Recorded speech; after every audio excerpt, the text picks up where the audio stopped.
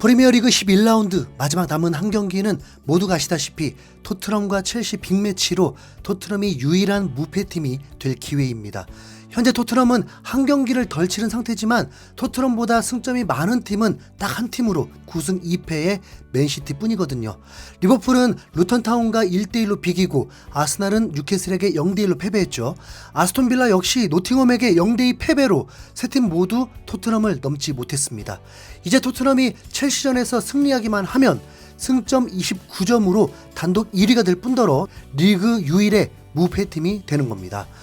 설마 이 정도까지 했는데 아직도 시즌 초반에 불과하다는 말은 안 나오겠죠? 네. 특히 이번 대결은 포체티노 감독 덕분에 더 많은 주목을 받고 있는 상황인데요. 포체티노는 토트넘에서 293경기를 감독해서 159승 62무 72패로 승률 54.3%라는 상당히 뛰어난 기록을 남긴 감독이기도 하고, 다들 아시다시피 리그와 챔스 준우승으로 가장 우승과 가까웠던 감독이었습니다. 게다가 현재 토트넘의 주장이자 최고 핵심인 손흥민의 은사로도 잘 알려져 있고요. 포체티노 시절 토트넘으로 이적했던 손흥민이 리그와 챔스 준우승 당시에도 핵심이었는데, 지금 토트넘의 베스트 11 멤버 중 챔스 준우승 멤버는 손흥민만 남아있죠. 요리스도 있긴 한데 아마 경기에서 웬만하면 볼 일은 없을 겁니다. 포체티노가 토트넘을 다시 찾는 게 4년 만의 일이라고 하는데 런던 라이벌인 첼시 소속이라는 게 다소 아이러니합니다. 하지만 여전히 토트넘과 손흥민을 향한 애정이 남아있음을 보여주기도 했습니다. 경기 전 진행된 기자회견에서 보인 장면이 토트넘 팬들의 눈길을 사로잡은 겁니다. 포체티노는 기자회견 중에 대놓고 토트넘이 우승 후보냐는 질문을 받았는데 조금의 망설임도 없이 그렇다고 했습니다. 그렇다. 엔지 감독과 다른 코치들이 환상적인 일을 해내고 있다. 아주 좋은 선수들과 아주 좋은 팀이다. 우승 후보라는 느낌이 든다라면서 지금까지 보여준 토트넘의 활약을 보면 우승 경쟁을 할 만하다는 평가를 했습니다. 이어서 한 기자는 콕 집어서 손흥민을 언급하면서 당신의 옛 제자인 손흥민을 어떻게 막을 거냐고 매우 의미심장한 질문을 하기도 했는데요. 포체티노는 쏜이라는 단어를 듣자마자 반갑다는 듯 빵긋 웃는 모습이었습니다. 우리 센터백들이 그를 막아야 한다. 그를 잘 아는데 그는 환상적인 선수고 리그 최고의 선수들 중 하나다. 그가 우리를 상대로는 좋은 시간을 보내지 않기를 바란다라면서 자신이 현역 시절 센터백 출신이긴 하지만 그렇다고 손흥민을 막으러 나서진 않을 거라면서 농담 섞인 답변을 하면서 미소 지었습니다. 손흥민을 향한 애정이 역력히 드러나는 흐뭇한 장면이 아닐 수 없죠. 하지만 구체적으로 손흥민을 어떻게 막을지는 전략 유출 때문인 건지 아니면 무대책인 건지 자세히 언급하지는 않는 모습이었습니다. 그리고 얼마 전 잠시 보도 제한에 걸려 있었던 엔지 감독의 인터뷰 내용도 공개가 됐는데 거기에서도 손흥민에 대한 얘기가 나왔습니다. 엔지 감독은 같은 아시아 지역에서 활동하면서 손흥민을 알게 된 지가 오래됐다고 했는데 기자들은 더 구체적으로 질문을 했습니다. 손흥민을 오랫동안 지켜봐왔다고 말했는데 처음으로 그가 중앙 공격수를 할 수 있다고 생각했을 때가 언제였냐라면서 손흥민의 원톱 전술을 언제부터 구상했는지를 더 자세하게 파고드는 질문을 했는데요. 엔지 감독은 손흥민이 자신이 원했던 스트라이커의 자질을 모두 갖췄다고 말했죠. 손흥민을 오랫동안 지켜보면서 알게 된 건 그는 훌륭한 피니셔이고 똑똑한 축구선수라는 것이다. 움직임도 아주 훌륭하다. 열심히 뛰고 압박할 수 있는 능력도 가져서 내가 스트라이커에게 원하는 걸 다 가지고 있었다. 우리에게 딱 맞다고 느꼈다라면서 토트넘에서 자신이 하고자 하는 축구에 손흥민이 가장 적합한 선수였다고 말했습니다. 그리고 손흥민이 중앙에서 더 많이 뛸수록 더 위협적이 될 거라고 예고했습니다. 손흥민이 원톱으로 더 많이 뛸수록 매 경기마다 더욱 위협적인 득점원이 될 거라고 생각한다. 우리에게 그는 엄청난 자산이다라면서 손흥민이 새로운 포지션에 더 익숙해진다면 발전할 여지가 남아있다고 본 겁니다. 영국 기자들은 여기에서 그치지 않고 손흥민 원톱 전술의 힌트를 어디서 얻었는지 그 시작점을 궁금해하는 모습이었습니다. 혹시 과거 포체티노 시절 케인이 다쳤을 때 손흥민이 대신하던 모습을 보고 그에 대한 아이디어를 얻었냐고 질문했죠. 하지만 엔지 감독은 이미 8년 전부터 손흥민이 뛰어난 골잡이라는 것을 알고 있었습니다. 손흥민은 2015년 아시안컵에서 나를 상대로 득점했다. 그가 뛰어난 골잡이라는 걸 알기에는 그걸로 충분했다. 다른 증거는 필요하지 않았다.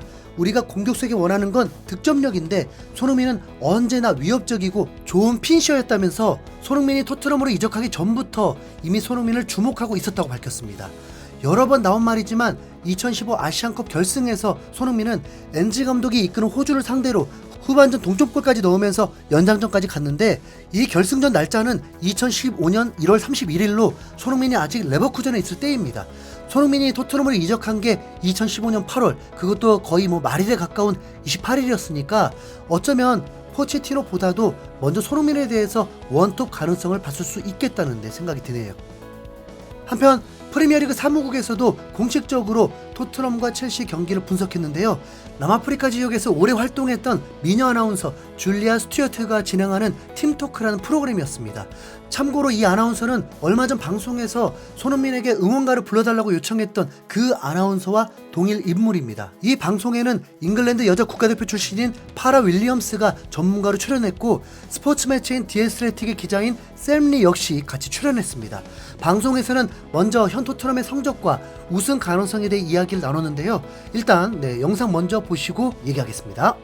Tottenham being top of the table at this point in the season, and how seriously are you taking them as title challengers? I didn't see them being top. I thought they'd do well. I've got some mates who are Spurs fans, and normally in the summer when they're telling me, oh, they're going to do this, they're going to do that. No, you're not.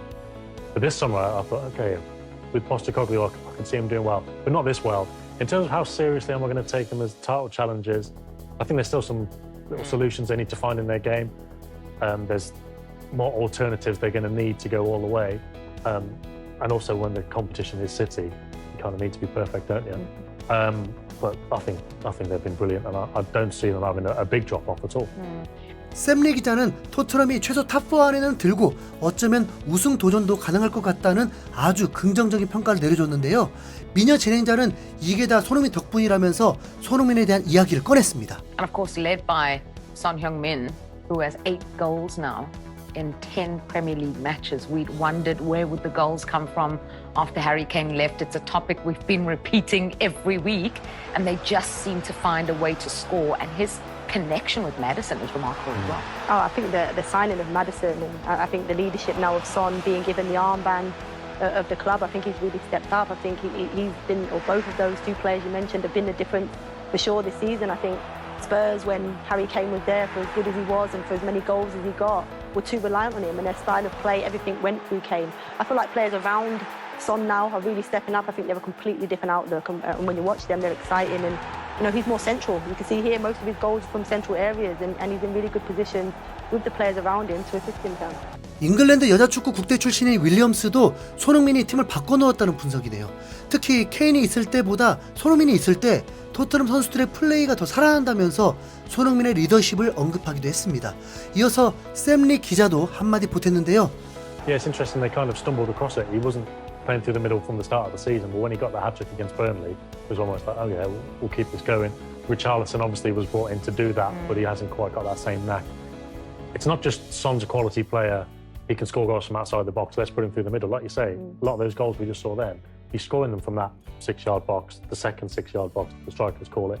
He knows where to be, and then Postecoglou's set up, it helps just create a lot of chances. He's not struggling for opportunities. He knows how to put them away. He knows where to be.